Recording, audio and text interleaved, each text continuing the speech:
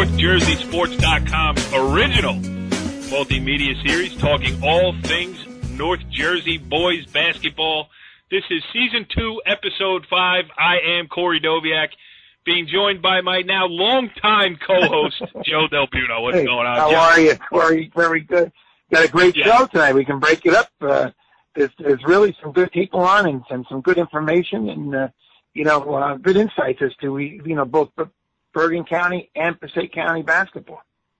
Joe, I know there was a reason I brought you on the show. That is the perfect segue to set up what is coming up today. We will have 3 guests on the phone, 3 good ones, too, as we go around Bergen and Passaic County basketball. When you talk about guys who have been around and know the ins and outs of it, how about Mike Doherty, the St. Joseph head coach? Absolutely. They're coming off wins. Yeah, they're coming off wins over Bergen Catholic and Ramapo on Friday night, and then they followed it up with a win on Sunday over Wayne Hills. He will join us. We also have the longtime head coach of the West Milford Highlanders as we go out to Passaic County. John Finke will join us on the phone, and then back into Bergen County as we talk to Mike Doto, the Cresskill head coach. They went to 10-1 today with a big win over who they beat. They beat DePaul in the public versus private showcase at Dwight Morrow, a game that I covered currently or soon to be running on NorthJerseySports.com. And, Joe, I also have to say this. We have, for the first time here, a sponsor. And I have to now do the right thing and be the good host and look up our sponsor and everything that they want us to say about it. It is the IHA softball camp headed by our guy, Anthony Lareza, over there at IHA. He does a great job. Congratulations. So we have a paid sponsor. All the information will be running shortly on NorthJerseySports.com. Joe, I should have been better prepared and had some copy written, but you know what? The ink ain't dry yet. I am just mentioning the fact that it will be, and next week we will have red copy for Anthony Lareza over there at the IHA softball camp, so we appreciate his support, and we will dive into the show. Now, this show is going to be a little bit different. Because of the great guests that we have, we're going to do that segment of live conversations that we have with those 3 guys. And then later on, I got some tape stuff. We got more to do, Joe. It's basketball time, and we have plenty to cover. Great time of the year. Great time of the year. Yeah, it really is. So listen to these interviews that we have already taped, and then on the back side of it, there will be a part B to this edition of Talkin Hoops. And that'll be some of the tape stuff, and we'll go around the counties and just talk about some of the teams and some of the goings-on now. Just a couple days out from the Passaic County Tournament seeding meeting and about 2 weeks or less than 2 weeks away from the Jambo seeding meeting. And also the Bergen Invitational Tournament will soon be announcing its That'll be the 31st, right. You're right. All right, let's start the Bergen County whip around here on Talkin Hoops. And, Joe, we got a heavy hitter on the line with us for this edition here as we welcome in St. Joseph Regional Head Coach Mike Doherty. Coach, thanks for joining us on Talkin Hoops. Welcome, Mike. Thanks for having me, Corey. Thanks for having me, Joe. Thanks for referring to me as a heavy hitter. I am definitely heavy, that's for sure. We're all a little bit heavier than when we first met. That's for sure. And if you would like to take this opportunity, I was there this morning. I covered the Cresskill versus DePaul game at the public versus private showcase down at Dwight Morrow High School. The second game was St. Joseph Regional against Wayne Hills, and I left. So let's get this out in the open. How do you feel about that? I was upset, obviously, until you explained the history of you leaving many of our games and then us having positive results. So now I don't want to see you at any of our games. As you can say, Joe, I'm between rock and I might surpass Hurley eventually if you show and then leave, because I think we've had a good run there but I appreciate your honesty. You'd rather be at a 5th and 6th grade CYO game, and that's okay. That's okay. I understand that. To make it worse, it was girls indoor soccer, by the way. Oh, okay. All right. Even better. Joe, I'm between a rock and a hard place with Coach Doherty. Well, you set yourself up for this. No doubt. Now, when you talk about the royalty, when you're talking about the royalty here, you got to remember he's coming off of 3 really good wins, certainly 2 big wins. Huge. For this year, and that St. Joe's may not have always been in the conversation. I think a lot of it had to be with some of the other schools that are part of that upper tier, from Teaneck to Don Bosco to Bergen Catholic and Ramapo and I just think that the 3 wins that he's had this week are monumental as far as the upcoming seeding for the county. As long as we still have 2 weeks to go, I think, before all the dust clears. But Mike, I mean, it's been a great ride. Even though you have 3 losses, it seems as though your team is on track. You want to give us some thoughts on that?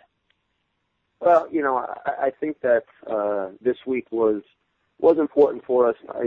Not the least for the fact that we got some critical victories, and that's always important for the kids. Excuse me, in terms of their confidence level, and even just a bounce in their step at practice. But I thought that in each of the games we were tested in different ways, that we were tested earlier in the season and didn't respond well, and I felt that we were much better at facing adversity, facing some difficulties, and not panicking, I guess, for lack of a better thing, just kind of sticking to things that we practice. And in our earlier losses, our 3 losses are to Bergen Field, to Don Bosco, and then Roselle Catholic. And Roselle Catholic is they're phenomenal, and our kids actually played very well in that loss. But we were outplayed certainly by Bergen Field and Don Bosco. But I thought that the manner in which we lost both those games was very similar. We faced teams that played really tough, fundamental, physical, man-to-man defense. So our kids had difficulty, making passes and getting shots, and we tended to put the ball on the floor and start trying to do things off the dribble and forcing things down the lane, and you're just not going to get a lot of great shots that way. And so I thought in the Bergen Catholic game and then Ramapo, where we faced teams that played really tough defense, our kids just stayed with things a little more until we got better shots, and that's all part of getting through tough games. We're gonna see a ton of them, and some are gonna feel horrible, and fortunately this week we were able to come out on top of close games. I'm hoping that kind of sets the foundation for the kids that, if we're in important games down the road, and we hope to be, that we know we're going to be in games where every single possession counts. I know that sounds cliche, but, you want to be able to be confident that you can get this done. And I thought that this week, certainly with Bergen Catholic and Ramapo, the kids faced that challenge and those tests and passed, and that's great. You've always been known for your defense. I just wondered, are you getting some easy baskets off your D? Our defense is getting better. We haven't done a lot of full court man. We'll extend somewhat, but I think our kids are getting much better just playing very sound, tough half-court defense. And we've been able to get some turnovers that way, just nothing fancy, just kind of grinding things out and being in good position. And this group is they're a cerebral group. They're pretty smart, and one of the things that I'm trying to do is remember that as I'm coaching to that you can't make it like a chess match and think you're going to control every single thing. You got to face in the kids to make good decisions, to read a situation and go from there. And, one of the perfect examples of that is our center, for lack of a better word, Joe Giles Harris. Joe's an all-state football player, going to Duke on a football scholarship. He's just a phenomenal athlete, and he reads things. He makes adjustments defensively to help his teammates.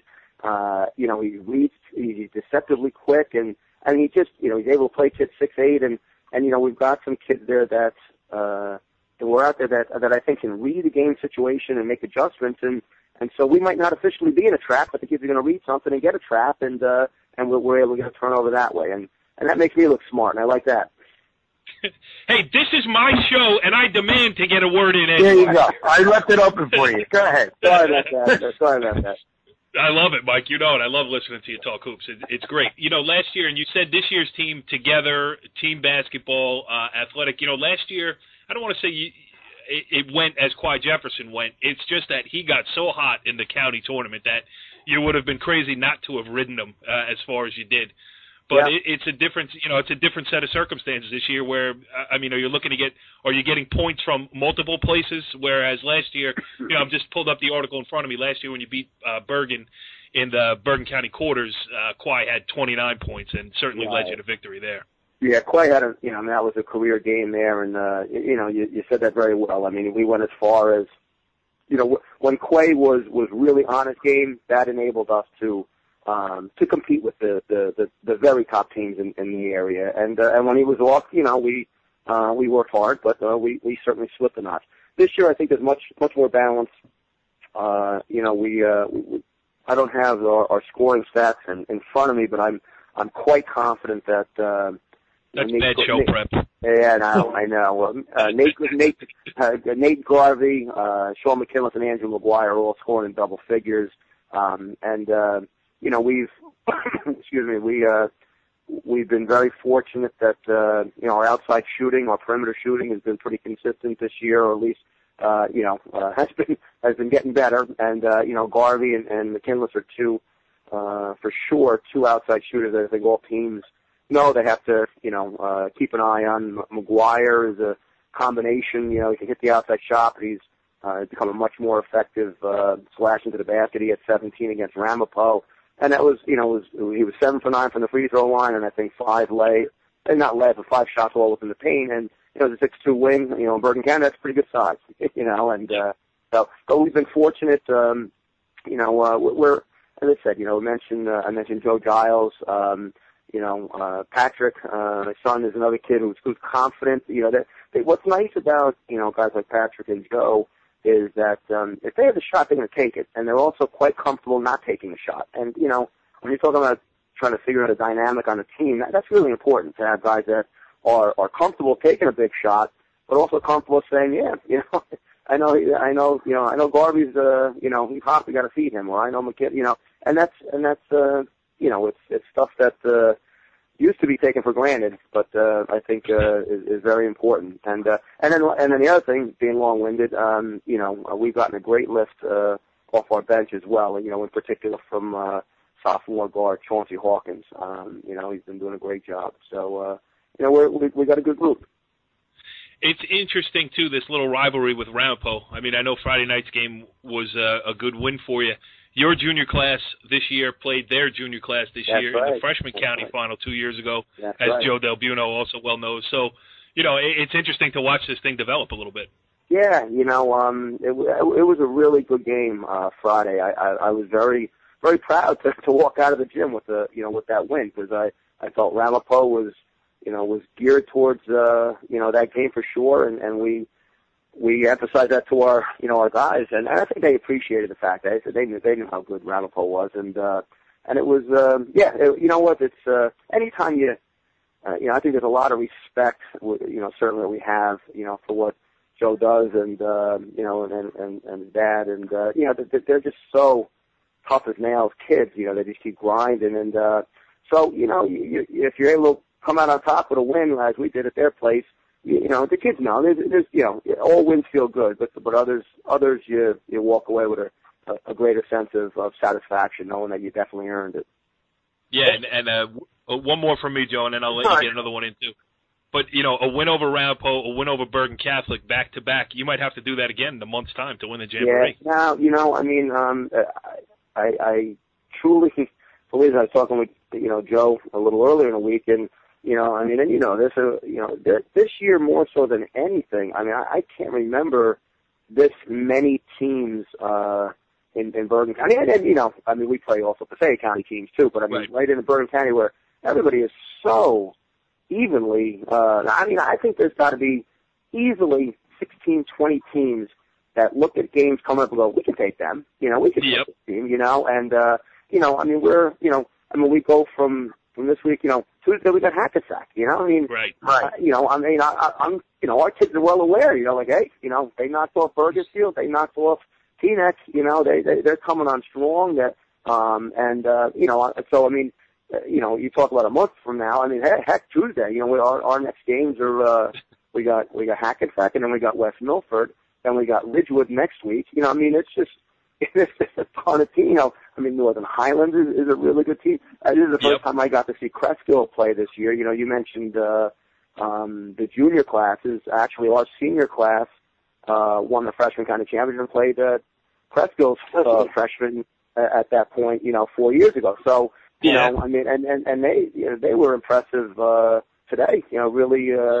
Really soundly beaten, a tough DePaul team, and they made it look easy. And, so here's, people say, there's a lot of, there really is a ton of teams that, that I think are licking their chops going, you know what, we got to make sure we get enough wins to get into the counties because I think we can win it, we can make a deep run. And, our kids are working hard and obviously our goal is to secure a spot in that jamboree and to make as deep a run as we can, and that's what makes the Jamboree so awesome. But I agree, in the past 4 years, and Teaneck is still the team to beat without a doubt, and I mean they just kind of reconfirmed that by knocking off Bosco, and so everybody's hoping that there's not the separation that there's been, but when you go and knock off Bosco, like Teaneck did, and you start to say, well, they're absolutely still the number one,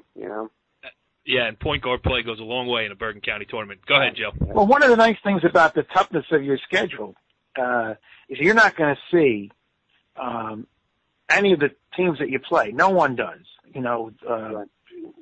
throughout the county. If you play someone, you're not going to see them either in the first or second round. So which is really good, and then it starts to spread out the top 8 teams are going to be the key seeding, I think, if you're looking at the county tournament, which most people do, start to position themselves. The fact that you have 3 quality wins, and probably more, it's going to put St. Joe's in an. Have you ever been seeded first or second? Yeah. We had. Was it the McGordy's in Inman? No. Yeah, we had a good stretch, 2004 to 2007, where we couple of years we were the number 1 seed, and so it's and you know what, I'll tell you, it's and then when we had Inman and the McCourties, that was good. I looked like a good coach back then, and decent athletes. It's funny, with talking about the McCourties a little bit, and Inman, we used to we had Devin and Jason, and we had Devin Wooten, who was a Division I football player. So those are the 3 guards, and they were all Devin Wooten was a little taller, but they were all kind of interchangeable.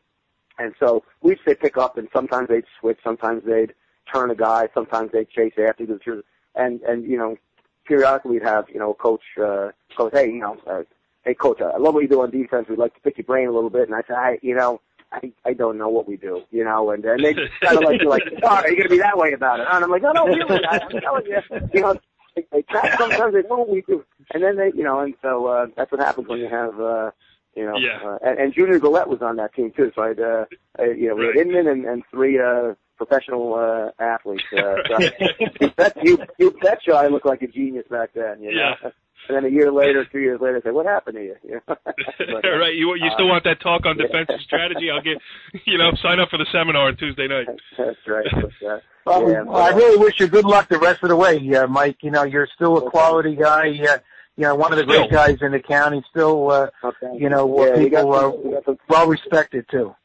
Well, thank you. We, as I said, it's we're coming off a good week, and our whole goal is to just try and keep that going for Tuesday, and then if it goes well Tuesday, then we'll focus on the next team. But we look forward to the Jamboree. We're hoping that we'll be able to solidify a spot there, and just keep going. As I said, it's I really feel fortunate all the time at St. Joe's, but this is a really great group of kids, unselfish, and as I said, pretty smart and savvy, and a fun group to be around. And so I'm trying not to get too wrapped up in things you can't control, and just trust in the kids, and I think we'll be okay. Mike Doherty, the head coach of the St.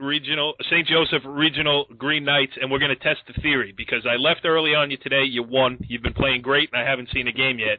But I'm coming on Tuesday night. Hackensack Right. St. Joe's. I'm in, baby. Make sure you leave early. Thanks, boy. All right. Corey and Joe, thank you very much. I appreciate it. All right, we interrupt this Bergen County whip-around as we venture out into the furthest reaches of the NorthJerseySports.com coverage area and welcome in our friend and the head coach of the West Milford Highlanders. He is John Finke. Coach, thanks for joining us here on Talkin Hoops. Well, Corey, it's always, that time of year, and I look forward to it, and I really appreciate you having me on the show. It's a highlight for me every year. Well, I just wish that West Milford could move just a little bit further east. I mean, maybe we could sell off a little piece of land, bring it in. I'd cover you every day. But, I look at the schedule, and I think of that ride up the thruway of Sloatsburg Road, and then I go to Old Pandemarest. But I'm thinking about you, pal. Yeah, I know you are. And, maybe if we can make it a little farther in the postseason this year, maybe you'll get a chance to cover us. I know that. You always do. I travel to Patterson, so make a good run in the Passaic County tournament. Let's do that. Sounds like a plan. All right, so to get there, though, you're off to a great start. 6-4 overall, although that's a little bit skewed because you're 6-1 against New Jersey competition. I don't know if you went down and played the Heat, the Orlando Magic, and whoever else it was down in Florida. But 6-1 against, for what we're talking about around here, just give us a little rundown on the Highlanders to this point here. Well, the Highlanders are a very experienced team, and we're trying to play fast and loose and try to score a lot of points. I'm starting 5 seniors right now, so we're really moving the ball up and down the court the way we like to play, and we think we're playing pretty good right now. We're really happy with what we're doing. I think you've always had good guards, and shooting the threes were a big part of your, arsenal over the years, and even in the state tournament when I was able to see you play. That's what's going on now? Is that because you're seeing your leadership? In fact, last year you had 2 good guards as well. I think I saw the Fairlawn game. We are very guard oriented. We do have 2 pretty talented big guys, one at 6'9", one at 6'4". So that's really putting us at a little bit different level when it comes to maybe scoring from inside a little bit more. But we're guard oriented. We press, we run, we'll shoot the 3. We're trying to get out and go, and that's the way we play. It's maybe it doesn't always work, but you know what? We get a lot of people come watch us play. Yeah, and a lot of coaches who don't want to play you, they're not exactly looking forward to seeing you on the schedule.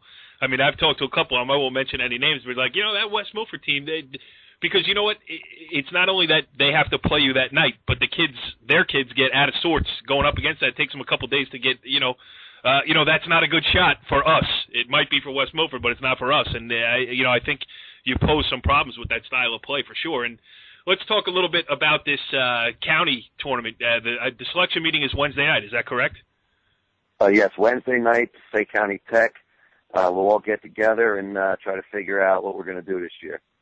Yeah, I think Eastside won, Kennedy too. But after that, I think there's a lot of good teams in Passaic County, and it seems like it's an open field. I feel like we have this conversation every year where it's who's going to be that team that gets into that semifinal that you might not know about when you talk not know about, but with the big boys, the so-called big boys in Passaic County.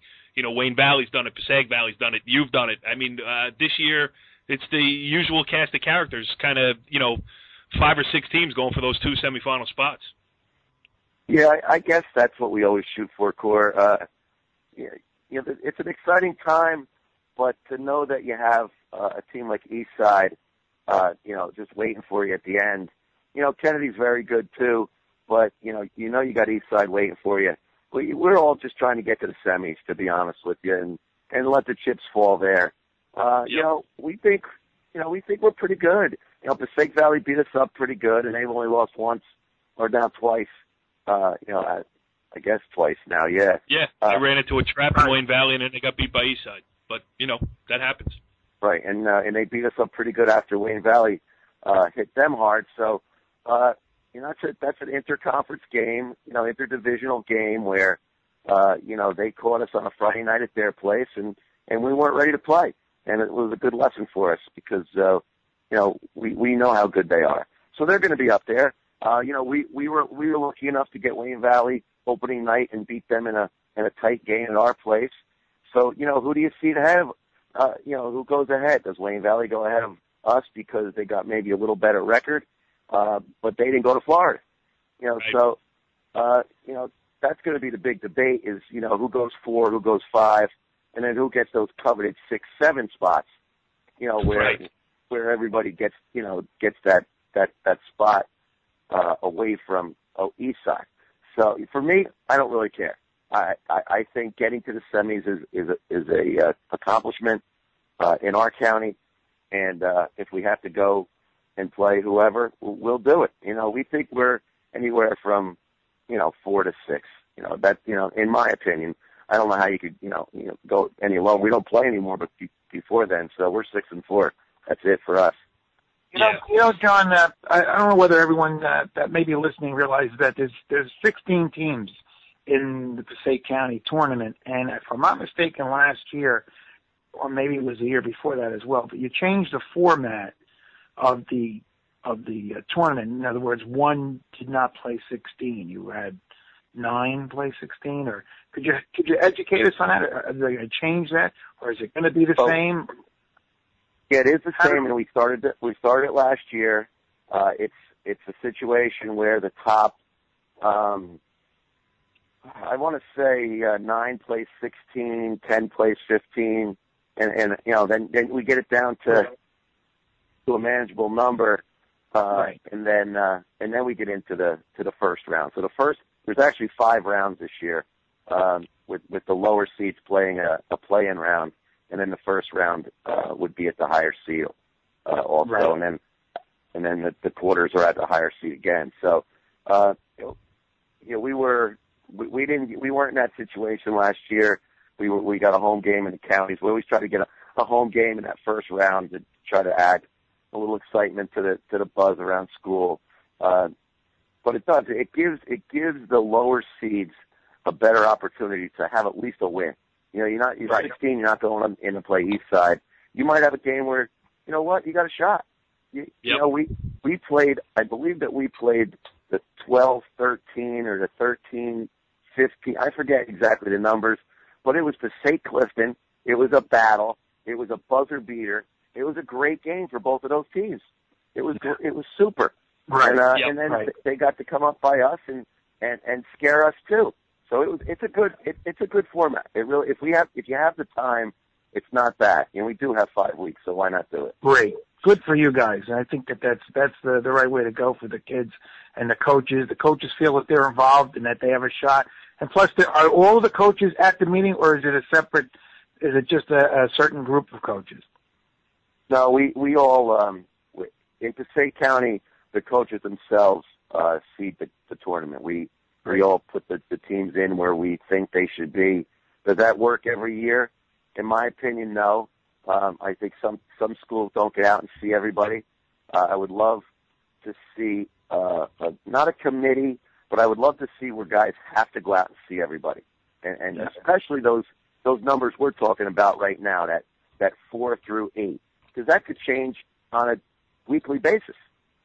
Right. But a lot of guys don't go out and look and just go by what they've read in the paper or what the guy next to him says. So I would like, or what they've read on NorthJerseySports.com.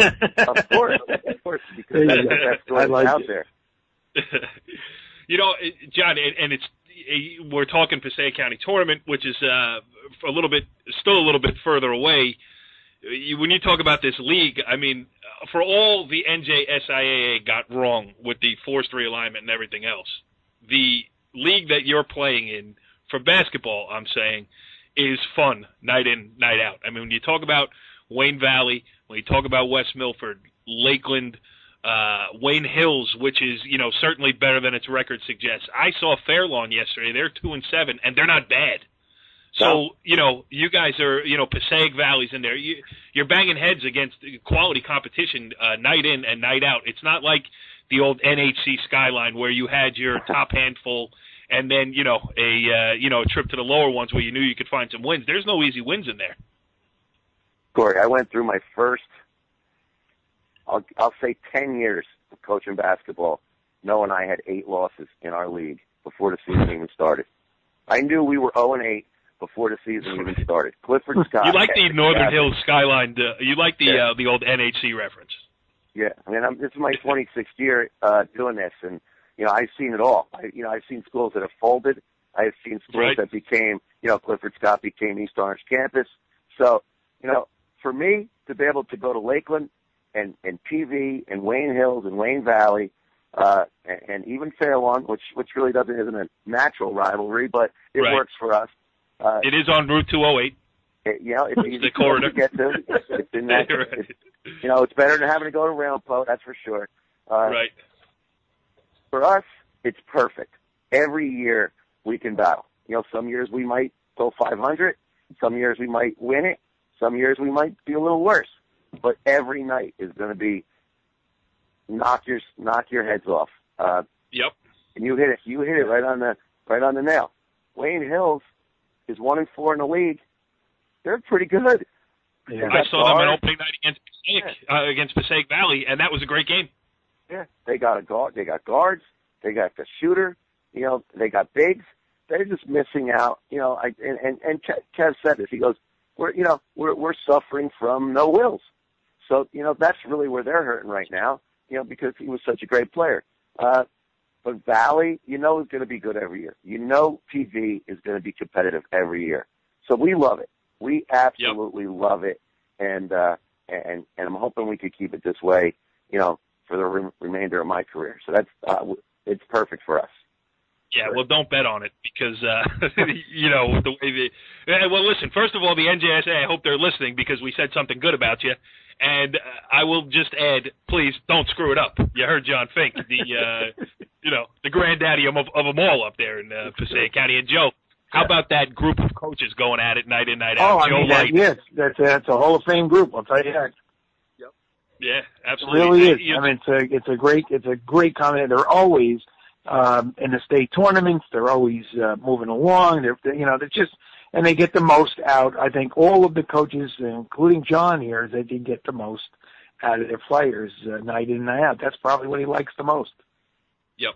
John, last thing I wanted to ask you. Okay. Oh, I'm sorry. Go ahead. You can. Well, I like the mix of coaches in our division right now. We got 3 experienced guys with Rob, Joe Light, and myself, and then we got 3 really good young coaches at Lakeland, Wayne Hills, and Fairlawn. So it's a really good mix, and I do feel like I really got to work hard every night to make sure I'm on my game because if not, I'm going to get out coached. Last thing I wanted to ask you about Mike Otero. A great story. Coming back from I don't know even how much is out there, how much he's comfortable talking about, you're comfortable talking about, but a great story just for him to be back on the court and running around. Well, you go back to right now last year, and this is when it all broke down for him. Maybe a week later. But, you're talking about a year ago where his whole basketball career was in jeopardy. We weren't really sure what this was going to mean. Is it going to, is his lungs going to collapse all the time? Right. But, once we did some research on it and realized, this was something that is treatable and can be fixed, he became even more focused and has been really the kind of player that can take over a game like he did Friday night against Passaic County Tech. But he's doing other things too. Corey, he's rebounding, he's handling the ball, he's playing defense. He's very explosive to the basket. I only think that he's going to get better as the year goes on. And it's great to have him back. We really, really suffered without him last year. Finished, when he left us, we were 8-4. And we ended up, under 500 to sit, maybe 12 and 13. I try not to remember the years where we don't finish over 500. So, it was under, but yeah, that's all that matters. Yeah, and it's good to hear. And Joe, you put John has always been smart enough, and now he's gotten lucky with one specific family, and he always has a kid named Basket in his starting lineup, which is a great idea. Well, yeah, we do, and it's been fun. Noah is one of the best point guards in North Jersey. He's been a dream to coach, and he's been with me for 4 years. He's got a younger brother, freshman on the JV team. And we got an 8th grader that's very good. So you'll hear that Basket name for a good long time, along with my son's name. So because he's a freshman and playing for me a little bit now too. So we got some good players coming through the program. We got a good nucleus coming back, even though we're very senior oriented. We think we got the program in a really good spot right now. Just one last question. Any schools looking at your 6'9" player and the guards and anyone? There's a lot of leaning towards. Yeah, a lot of the local schools are really paying a lot of attention to all of those kids. Not just Noah and Otero, but Pat Burke, the 6'9" kid, and Tommy Pagel, our lefty. Do everything type of kid. So a lot of the local schools. There's some other schools that are starting to show some interest. That I think it's all going to depend on what they have left and who they're, who else says yes and who doesn't. That's how it all works out. Who says yes to them and then they move forward. But they're all college-worthy players. It'll be fun over the next few years to see what actually happens. But thanks, Joe. I really appreciate you asking that question. Well, that's why I have him here, John. I brought in, we brought in a brilliant co-host. I mean, I'm always trying to tweak this show and make it better. He even let me get a word in edgewise when I was talking to Mike Doherty. I mean, those two go way back, and I was able to ask a question even. That would have been a fun conversation to listen to. I can't wait to get that up on the computer and really hear Mike Doherty breaking it down. Mike Doherty lives in West Milford, so we're always talking about trying to who knows more basketball, but I can't win that battle, so he wins.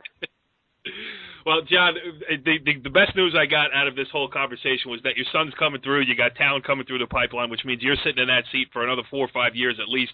I'm happy about that because we will do this more often as we have done now. It's a yearly ritual, and I'm going to get to my West Milford game. There's nothing keeping me away. Nor rain, nor snow, nor the dead of winter is keeping me out of West Milford at some point this season. But I always love catching up with you. I love having you on the show. I wish you the best of luck. And, we'll say goodbye for tonight, but certainly we'll be in touch shortly. And best of luck with everything that comes from here on out. Thanks for coming on, John. I really appreciate it. Thanks, good guys. luck. Always a pleasure. Thank you. All right. We went from Bergen County to Passaic County, and now we are back inside the friendly confines of Bergen County boys basketball as we welcome in Cresskill head coach Mike Doto. Coach, thanks for hopping on Talkin Hoops. Thanks for having me, Corey. It's always a pleasure.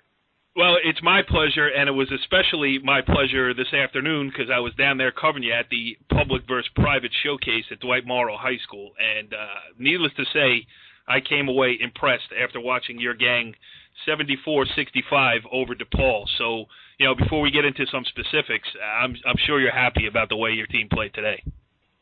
Yeah, I thought we played a great team game today. We had 5 guys scoring double figures. Everybody contributed. Everybody played their role. We came out a little sluggish in the beginning. I was a little upset about that, but then we really turned it on in the second quarter. And the second half was a battle back and forth, but we held on. And I'll tell you this, Joe, Matt Flood today. Let me get my notebook right in front of me. 3, 6, 8, 10, 12, 14 points in the second quarter alone. That's terrific. And, 2 big 3-pointers. Let's talk about Matt Flood first because, I talked to him after the game. Said he was getting interest from, Gettysburg, some good Division III schools. I think the offer sheet is going to be upped a little bit because, listen, to teach a kid who can flat out shoot it and get his body square from crazy angles. Talk about Matt Flood a little bit. Oh, Matt Flood's a great player. Works extremely hard at his game, and today really, came through for us, especially in that first half. Second quarter, he was hitting from all over the place. He's a big, strong kid. He could drive into the basket as well, and I'm very pleased with his play. And he is getting a lot of looks from D3 schools, but I think we might start seeing some interest in him from some D2 schools as well. Yeah, because he can put it on the floor. He's a great spot-up shooter, and the most impressive one for me today was off the inbounds play.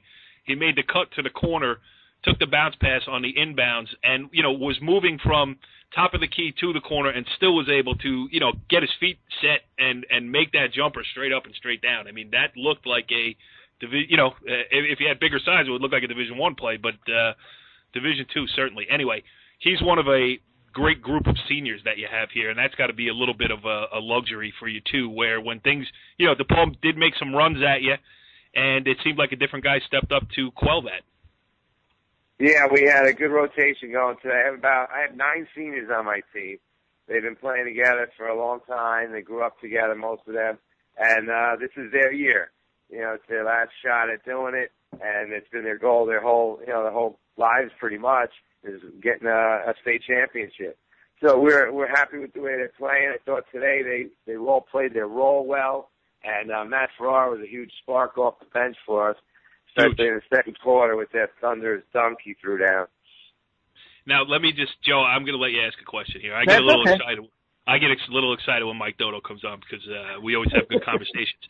But let me just, now I will explain the nightmare that is my job on occasion, because Matt Farrar makes a steal at midcourt. Now I have a light, I got the big flash, and there's 1.3 seconds in between flashes, so I got to choose when I'm going to shoot it.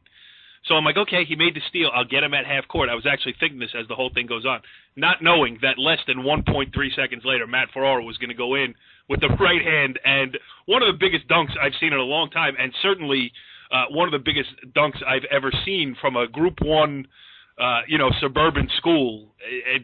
Mike, did it surprise you when we went up there and just there was no question about that one? No, he definitely threw that one down pretty hard, and that was a big spark for our team as well. No, Matt is a freak of an athlete, and when he gets everything going and he's focused, he could do great things for us.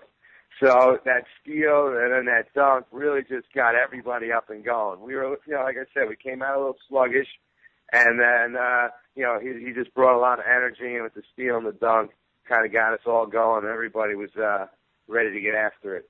Yeah, well, send my apologies because I have a picture of the steal, none of the dunk. Go ahead, Joe.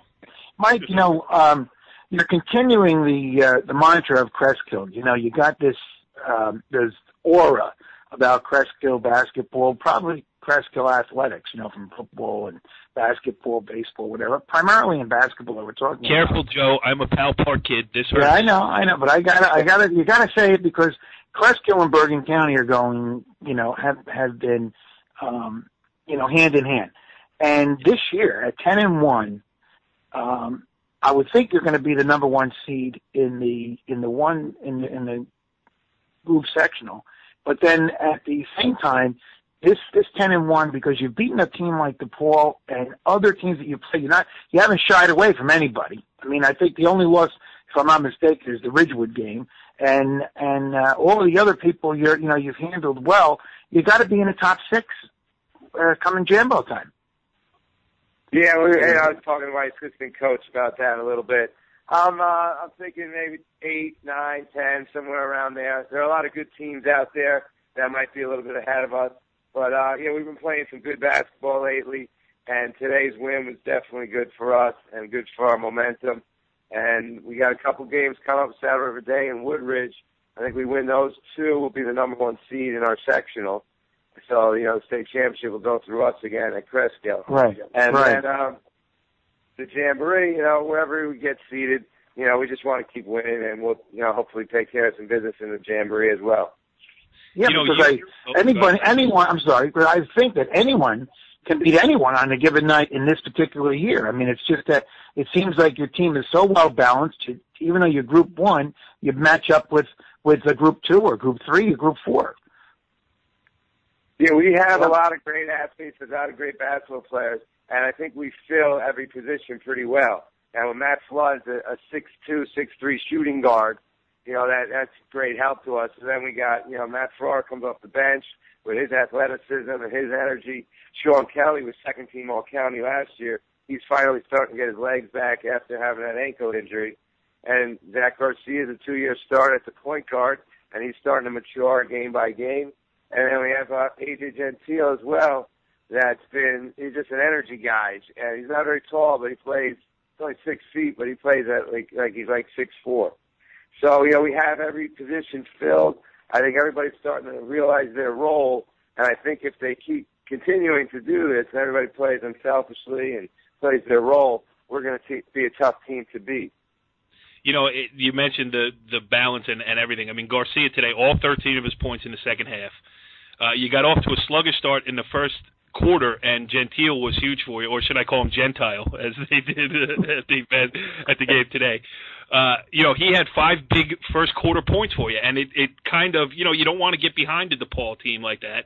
And then, even Sean Kelly had 9 of his 11 points in the second half after Flood did all the damage in the first half. So, like you said, people picking up for each other is great. And when I talked to Matt Flood after the game, he said we just kind of flow into that. It's not like we say, hey, it's your turn to score. It's and a testament to the way you have him coached, too, is that open guy shoots and, everybody else crashes the boards. I mean, I think you held your own with them on the boards today, too, and I enjoy A.J. Gentile's baby hook shots over both shoulders.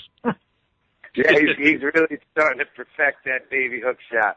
Sometimes it doesn't look too pretty, but most of the time it goes in. And, a kid like that, if he continues to work hard, he's going to, play for us every time, and he's going to, help us win.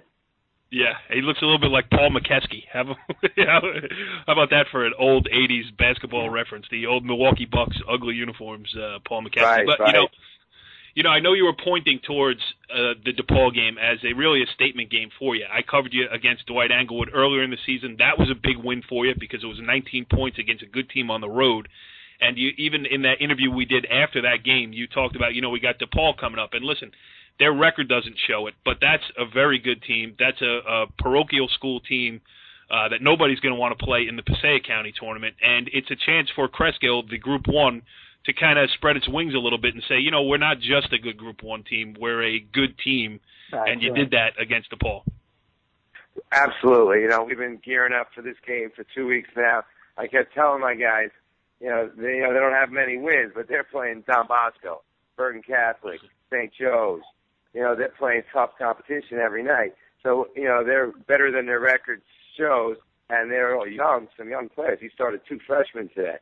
So they're going to get better and better, and they're going to have, end up having a nice season and a couple nice years ahead of them as well. But yeah, definitely a good win for us. Joe, you got another one? No, I just think it's a compliment to you and your staff and the way the kids have responded. The secret too is that they've all stayed together. That this is a senior class. Do you have a lot of juniors behind them, sophomores? I mean, how is your team broken up that way too? I mean, it certainly seems as though you've been able to keep everybody together and get on this winning track and continue the Cresskill march. Oh yeah, we have actually 9 seniors I think that are playing right now, and Luke Kushner is another player that comes off the bench for us, and he hit a big 3 today as well. Yeah. I got James Jasinich, played on the football team. He plays with us. He's a big hustle guy. He doesn't see many minutes, but he's that role guy that he works his butt off in practice, but he doesn't play much, and he never complains. Yep. But he gives us a lot in practice. When he gets in there, he's always hustling. And then I have a 6'6" kid on the bench, Sebastian Castano, just really started playing basketball 1 or 2 years ago. And, he's going to get in there gradually, but he's going to help us as well. We go against bigger teams with a big 6'5", 6'6" kid. I could start utilizing him a little bit more. But we're trying to run and gun a little bit this year, so that's why he hasn't seen much playing time. Yeah, you outran DePaul today, so that says it too. And the other interesting thing, and then we'll let you go, Mike, here is, you got 2 and 3 sport athletes. I mean, Ferrara, the football quarterback, linebacker, I should say the Wildcat quarterback. You had Sean Kelly is the quarterback. Gentile, a football player, Nick DeCandia, a baseball player, Zach Garcia, a soccer player. So, that is Cresskill athletics right there. You got good athletes, and they run around on a bunch of different fields. Oh, absolutely. And we encourage that at our school. I'm trying to get a couple of other guys to play football next year that are on my basketball team. I think it makes them a little bit tougher, and it helps them with basketball as well. But if not football, we encourage them to play soccer, any other sport that keeps them active and keeps them, improving their athletic ability. Yeah, absolutely. And Pasinich, we should say too, got the award for academics today at the public private. So he's a hustle guy for you. But what would they say? 4.0 grade point average. 4.1. Yes, very smart kid. Great kid. Yep. Yeah, no, it's good stuff. And Creskill's a great story. I enjoy following it too because I'm a small school guy, so I root for the small schools. And I know that the loss in the sectional final last year is probably eating at you a little bit, and you guys are chomping at the bit to get back there. Oh, absolutely. That's all we're talking about. And we want to win next Friday, beat Woodridge, and solidify that number 1 seed because we want to win it on our turf this year again. It was tough losing it last year at home, but so we're hoping to get another home championship game this year and win this one. Mike Doto, the head coach of the Cresskill Cougars boys basketball team, thank you for coming on the show. And good luck to you, Mike. Wish you the best. All right. Yeah. Thank you, Joe. Always a pleasure. Take care, guys. Yep, we'll talk to you soon. Joe, great stuff with those 3 gentlemen. How good was that? It was terrific. Boy, I'll tell you, it's really good insights, and it just sets the table for what's coming up, the tournaments that are before and during the season and before this Super Bowl. The seeding's going to be done and games will be played. It's really a great time of the year. It really is. Joe, I fear that shows in the future, in the next month, are going to be 3-4 hours long. I love it. I listen. You know what? I'm very happy to help out with everything, and we're getting to see a lot of games, and we're seeing different types of basketball games as well. From the different tiers. You got the upper tier, and you got the middle and the lower tier guys, but they're all good. It's all good basketball as far as I'm concerned. And you see the coaching that's going on. It's really very exciting. Joe, another perfect segue from you, because this ends part 1 of this week's edition of Talkin Hoops, but there is a part B. We're going to get to it right now. It'll be in a separate format, but in that section, we are going to talk about the upper, the middle, and the lower with all the tournaments concerned, because we have been out watching a bunch of games. We've seen lots of teams, and we don't want to pay them short shrift. So when you're done listening to this one, click on over and listen to Season 2, Episode 5, Part B. Follow the leader.